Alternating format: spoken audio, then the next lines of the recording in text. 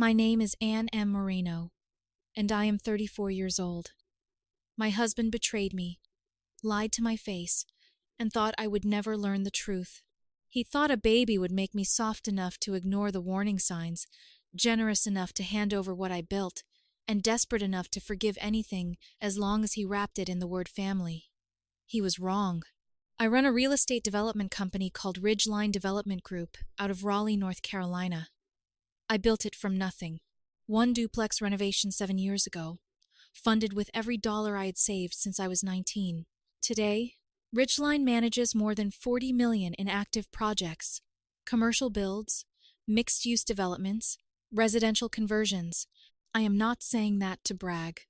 I am saying it because you need to understand what was at stake, what he tried to take. Caleb and I met 6 years ago at a charity gala.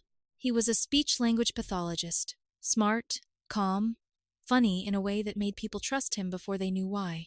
We dated for 2 years and married 4 years ago. I thought we were solid. I thought we were building something real.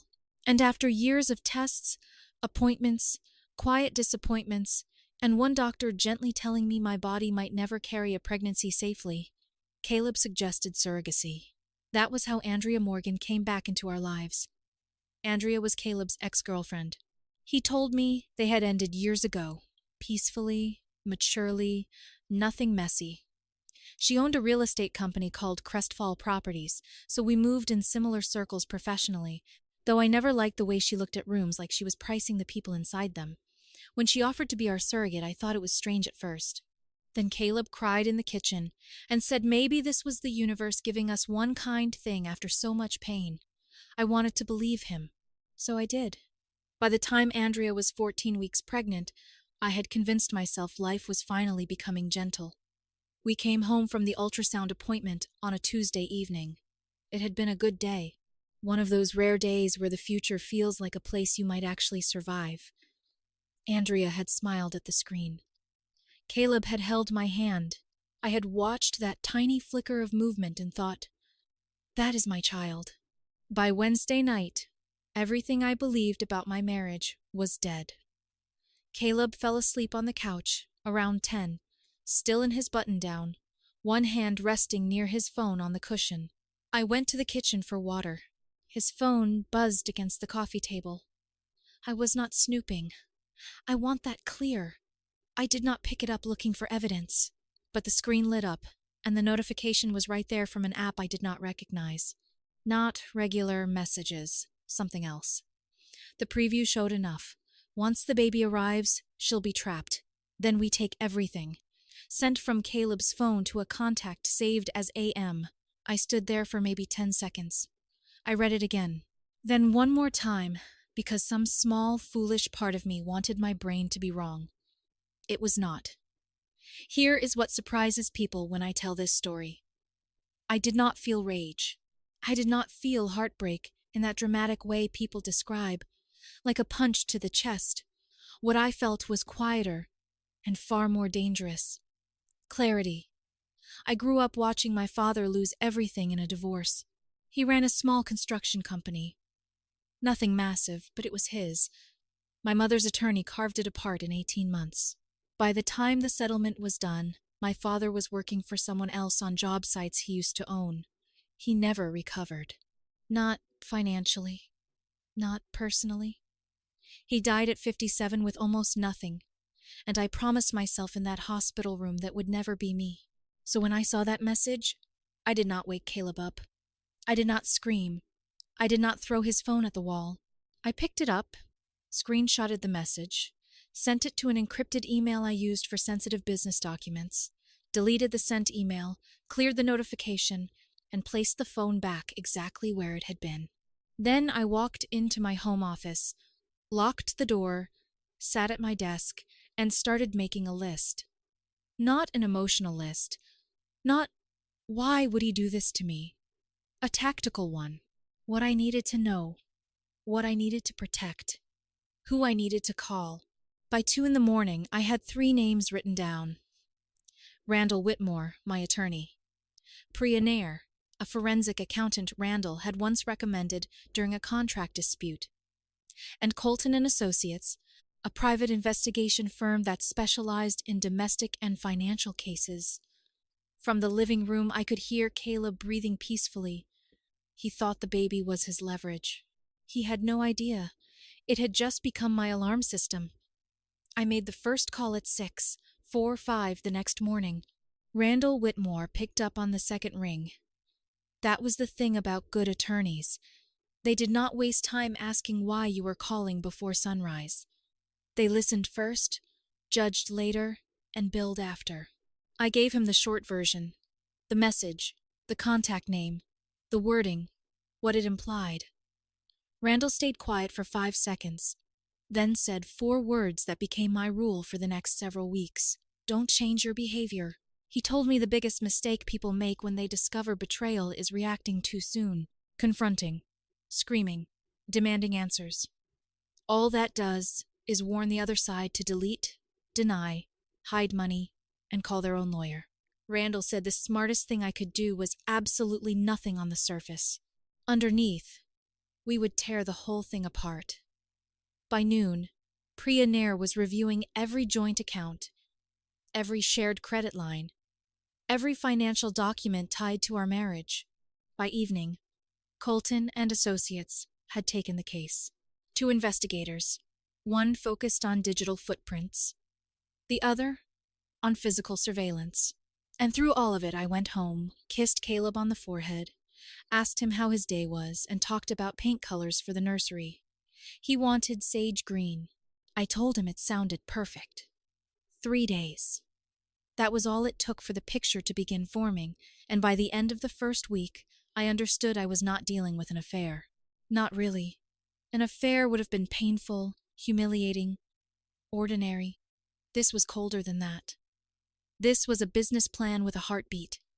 AM was Andrea Morgan, Caleb's ex-girlfriend, owner and principal developer of Crestfall Properties, a mid-sized real estate firm that handled mostly commercial builds and mixed-use projects.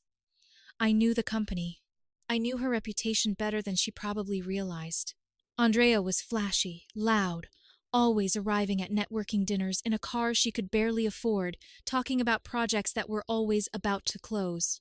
Over-leveraged, overconfident, and apparently sleeping with my husband for the better part of a year.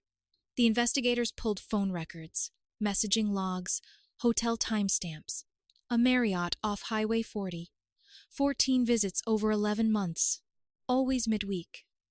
Always while I was on job sites, in investor meetings, or walking through half-finished developments with mud on my boots and blueprints under my arm. They had the routine down to a science. Then Priya found the money. Small withdrawals from our joint savings. 500 here, 800 there, transferred into a personal checking account Caleb had never disclosed. Over 11 months, just under $22,000 had been siphoned out. Not enough to trigger alarms. Not enough to notice if you trusted the person beside you in bed. But deliberate, consistent. A slow leak in the foundation. The recovered messages filled in the rest. Caleb and Andrea had spent nearly a year building a plan, and the pregnancy was the centerpiece. Andrea would carry the baby. I would bond with the child. Caleb would play devoted husband, until I was emotionally locked in, until I saw the baby as mine in every way that mattered. Then he would file for divorce, claiming emotional neglect, marital strain, whatever language his attorney thought sounded cleanest. North Carolina's equitable distribution laws would become their weapon, and my money would become Andrea's rescue line, because Crestfall Properties was dying. 3 stalled projects, 2 pending investor lawsuits, a flagship mixed-use development called the Bellamy that was 6 months from total failure without a major capital injection. Andrea needed money she did not have. Caleb was supposed to deliver it by bleeding me dry in a divorce I would never see coming. The messages made it explicit. Andrea talking about timelines. Caleb saying, I suspected nothing. Andrea joking about what she would do with Ridgeline money once the settlement landed. Caleb reassuring her that I was too focused on work to notice. I read every message in my office at 11 p.m. The door locked, Caleb asleep down the hall. I did not feel betrayed anymore. That wound had already gone numb. What I felt was colder. I felt like I was reading a competitor's business proposal, and it was full of holes. Andrea's entire operation was hanging by a thread, and most of that thread was tied to one piece of land on the east side of Raleigh, a parcel the Bellamy depended on completely. Without it, the project would need to be redesigned, re-permitted, and refinanced from scratch. And I happened to know the owner, Walter Main. I had done a deal with him 3 years earlier. Clean history, good relationship. More importantly, I knew something Andrea clearly did not. That land contract carried a right of first refusal clause. If the right buyer showed up with the right offer at the right time, Andrea's foundation would not just shake, it would disappear. I picked up my phone and called Walter. Walter Main answered on the third ring. We had not spoken in 8 months, but that is how real estate works. You do not call people every week to ask about their lives. You call when there is land, leverage, or timing. That night, I had all three. I kept my voice professional. I told Walter I was looking to expand Ridgeline's portfolio on the east side and asked whether his parcel was still under contract with Crestfall Properties. He sighed before answering, and that sigh told me more than the words that followed. Andrea had missed 2 scheduled payments. Communication had gone cold. Walter was frustrated. And in real estate, frustration is a door if you know how to open it politely. I brought up the right of first refusal clause. Walter remembered it. I made him a clean offer, fair market value, full cash close, no contingencies, no drama. He did not even hesitate. By the end of the week, his attorney had assignment paperwork drafted. I routed the acquisition through Slate Point Capital, a holding company I had created 2 years earlier for exactly these kinds of moves. Quiet, clean, no obvious link to Ridgeline on the surface. Andrea would not see my name anywhere near the transaction until it was far too late to stop it. That parcel was not just dirt to her. It was the spine of the Bellamy. Without it, the whole project would have to be redesigned, re-permitted, and refinanced. Andrea did not have the capital, the credit, or the time for any of that. She thought she was building a trap around me. She did not realize she had built her own company on land she did not fully control. By Wednesday, I started phase 2. Andrea had 5 active clients. 2 mattered: Lassiter Hospitality, a regional hotel group, and a development fund run by Orrin Beckett. The other 3 were smaller, but together they formed the kind of steady revenue Crestfall could not afford to lose. I did not call them to attack Andrea. I did not mention the affair, the baby, or her failing balance sheet. That would have been amateur and messy. I reached out as Ridgeline. I offered stronger capitalization, cleaner reporting, faster timelines, better risk protection, and I brought receipts, completion records, audited financials, partner references, every proof of competence Andrea could only pretend to have. Within 2 weeks, Lassiter signed with Ridgeline. Orrin Beckett followed 3 days later. A small retail developer paused its contract with Crestfall pending internal review, which in our business means the relationship is already dead. They just have not written the obituary yet. I started hearing things through the network after that. Andrea was making frantic calls. Investors stopped returning texts. Her financing partner in Charlotte pulled their commitment letter. A subcontractor filed a mechanic's lien on one of her stalled projects. The walls were closing in, and she had no idea who was moving them. At home, I became the perfect wife. I brought Caleb coffee before work. I sat beside him at dinner and let him talk about baby names. I went to appointments, asked questions, smiled at Andrea's stomach like I did not know the child growing inside her had become part of a financial ambush. Caleb looked me in the eyes one night and said, "You're going to be an incredible mother." I smiled back. I hope so. He did not know Randall had already begun building a legal fortress. Every Ridgeline asset, every trust, every LLC, every piece of equity tied to my company was being reviewed, reinforced, and documented. The prenup Caleb signed 4 years earlier had two clauses I insisted on despite his teasing. One for infidelity, one for financial deception. If either was triggered, spousal support and equitable claims would collapse almost entirely. Caleb had laughed when he signed it and asked, "You think I'd cheat on you?" I remember saying, "No, I think contracts should be thorough." He had no idea how thorough. The surrogacy agreement gave us access to medical verification under specific dispute conditions. Randall handled it quietly. A prenatal genetic review confirmed what my instincts already knew, but my heart had refused to say out loud. The baby was not connected to me at all. Not my embryo. Not my child. Andrea and Caleb had not just used pregnancy as leverage. They had staged a family for me to fall in love with. I sat in my car outside my own house for 11 minutes after Randall called with the results. I did not cry. Not then. I only stared at the dark windows and remembered the ultrasound screen, the tiny flicker I had loved for one perfect afternoon. Then I picked up the phone. "Randall," I said, "file everything. And the reveal party Caleb has been planning? Make sure it goes ahead exactly how he wants. I'll handle the rest." The next 2 weeks were the loneliest stretch of my life. Not because I was alone, but because I was surrounded by people I could not tell the truth to yet. Caleb slept beside me. Andrea texted updates about cravings and appointment times. Our families called to ask about the baby. Friends sent tiny onesies and congratulations. Every conversation felt like theater, and I had to play my role perfectly until the curtain rose. Randall and Priya spent those 2 weeks locking down every legal and financial door. Ridgeline's assets, the trusts, the LLCs, the properties tied to premarital capital. Every document was reviewed and reinforced. The prenup was our cornerstone. Caleb had signed it 4 years earlier with his own attorney present. Infidelity clause, financial deception clause, surrogacy fraud language tied to intentional misrepresentation.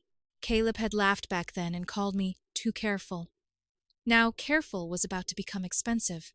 Meanwhile, Caleb planned the reveal party like a man arranging his own funeral and calling it a celebration. He wanted a rooftop venue on the north side, catering, bartender, photographer, a giant LED screen for the big moment. He invited over 80 people, both families, friends, my business partners, Andrea's professional circle, and a few people he called networking opportunities. I smiled and told him it sounded perfect. Then I quietly added names of my own. Orrin Beckett, one of Andrea's former clients who had just signed with Ridgeline. Petra Calloway, a journalist who covered regional development. Hugh Davenport.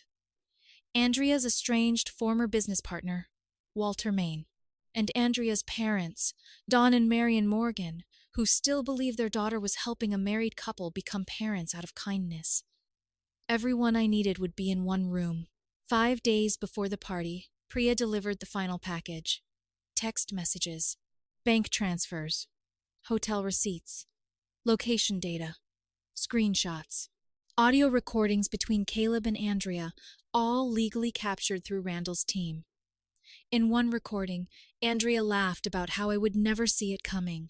In another, Caleb calmly discussed which Ridgeline assets they should target first after he filed for divorce. I sat in my office that night and built the presentation myself, slide by slide, a clean timeline of betrayal disguised as family planning. The night before the party, I went to the venue alone. I told Caleb I wanted to check the AV system because the screen mattered for the reveal. He kissed my cheek and said, "You're really excited, aren't you?" "Yes," I said. "Very." The party was beautiful. I will give Caleb that. White linens, gold accents, champagne towers, custom cookies shaped like baby bottles, soft lights strung above the rooftop. The city glowed below us. Andrea arrived in a cream dress, one hand resting on her stomach, smiling like a woman who thought she had already won. Caleb stayed close to me in public, the devoted husband, but I saw the glances between them, tiny smiles. One looked too long. The language of people who think secrecy makes them brilliant. For an hour, I let everyone eat, drink, laugh, and tell me I was going to be a wonderful mother. My own mother squeezed my hand and said she was proud of the life I had built. That almost broke me. Almost. At 7:40 p.m., I walked to the front and picked up the microphone. I want to thank everyone for being here, I said. This room is full of people I respect. Family, friends, partners, people I have built with. And because I respect you, I think you deserve the full story before any reveal happens. Caleb's smile flickered. I pressed the remote. The first slide appeared. Once the baby arrives, she'll be trapped. Then we take everything. Sent from Caleb to AM, time-stamped, preserved. The rooftop went silent. Second slide. Transfers from our joint savings into Caleb's hidden account. Nearly $22,000 over 11 months. Third slide. Hotel receipts. 14 visits to the Marriott off Highway 40, matched with my work calendar. Fourth slide. Audio. Andrea's voice filled the rooftop. 6 more months, and Ridgeline money saves everything. Then Caleb. She suspects nothing. She already thinks the baby is hers. Andrea staggered back. Caleb stepped forward. Anne, stop. This is out of context, Andrea snapped. Don't put this on me. You came back to me first. I clicked the final slide. The genetic report. This baby is not from our authorized embryo, I said into the microphone. This is Caleb and Andrea's child. Caleb's face emptied. Andrea's mother made a sound like something inside her had torn. So no, I said, setting the microphone down. This isn't a gender reveal, it's a goodbye. Caleb called my name as I walked away. Andrea cried after him. I did not turn around. That night, I checked into a hotel off Six Forks Road, signed the separation papers Randall had already prepared, ordered steak from room service, and slept better than I had in months. By Monday morning, the fallout had already started moving without me. Caleb's attorney filed first, probably thinking speed would make him look confident. The filing asked for equitable distribution, temporary support, a claim against Ridgeline's value, and language about emotional distress that made Caleb sound like a confused husband trapped in a complicated fertility arrangement. Randall read it once, slid it across his desk, and said, They're going to regret putting this in writing. The first hearing was not dramatic. That was what made it satisfying. No shouting. No theatrical objections. Just Randall standing beside me, with a binder so thick it looked like a weapon.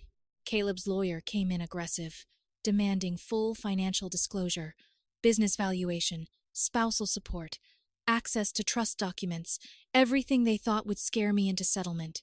Randall dismantled it piece by piece. The prenup was airtight. Caleb had signed it 4 years earlier with his own lawyer present. The infidelity clause had been triggered. The financial deception clause had been triggered. The surrogacy fraud provision, the one Caleb had laughed about when I insisted on it, had been triggered so cleanly the judge actually paused to read it twice. Nearly $22,000 had been siphoned from a joint account into Caleb's hidden account. Hotel records placed him with Andrea 14 times. Audio recordings proved planning, intent, and financial motive. The genetic report proved the child Andrea carried was not connected to our authorized embryo. Caleb's attorney tried to argue confusion, then coercion, then emotional pressure. Randall let him talk himself into a corner, then opened the next tab in the binder. By the end of that first round, Caleb knew. He was not walking away with Ridgeline. He was not walking away with half of my properties. He was not walking away with support funded by the company he had tried to carve open for Andrea. He left the marriage with the minimum the law required, and the kind of silence that follows a man when his own plan becomes evidence against him. Andrea's collapse was louder. Without the divorce money Caleb had promised her, Crestfall hit the wall at full speed. The Bellamy could not move forward without the East Side parcel I had acquired through Slate Point Capital. The redesign would have required new permits, new financing, new investor confidence, and Andrea had none of those left. Lassiter was gone. Orrin Beckett was gone. Her smaller clients followed the smell of smoke and backed away before the roof fell in. 2 subcontractors filed liens. 1 investor group filed a breach of contract suit. Her financing partner sent a demand letter for a bridge loan she had already burned through. 4 months later, Crestfall Properties filed for Chapter 7 bankruptcy. I acquired the Bellamy through liquidation for 31 cents on the dollar. I renamed it the Meridian. 6 weeks after that, we broke ground with full permits, full funding, and a construction crew that knew exactly who was signing their checks. Petra Calloway ran a full feature on the project. She called it a clean resurrection of a failed development. I kept that phrase. It felt accurate in more ways than she knew. Caleb went to Andrea first after everything fell apart. Of course he did. She had been the exit plan. The future. The woman he thought would be waiting with money, a baby, and a business rescued by my pain. But Andrea had no use for a man who arrived empty-handed. She blamed him for being careless with his phone. He blamed her for pushing too hard, too soon. They fought publicly, messily, desperately. People in the industry heard. Families heard. Whatever loyalty they built in hotel rooms evaporated the second there was nothing left to gain. Andrea left Raleigh before the baby was born. Last I heard, she moved back near her parents and was trying to restart under someone else's license in another market. Caleb rented a one-bedroom apartment and took contract therapy work wherever he could find it. I did not ask for updates. People kept sending them anyway. Ridgeline posted its strongest year on record. The Meridian became the most talked-about development in the region. I brought on 2 senior project managers, expanded into a second market, and started a mentorship program for young developers coming out of trade schools, because someone once gave me a chance when all I had was stubbornness and a spreadsheet. I will not pretend I walked away without scars. I still think about that ultrasound sometimes. The way Caleb held my hand, the way I looked at the screen and believed, for a few perfect hours, that I was about to become a mother. That part was real for me, even if it was fraud for them. Losing something real costs you, even when the people who took it deserve nothing. But here is what I know. They spent nearly a year building a trap, betting that love would make me blind. They thought the baby was the lock on the cage. They thought my hope would make me soft enough to surrender. They were wrong. Love made me hopeful. It never made me defenseless.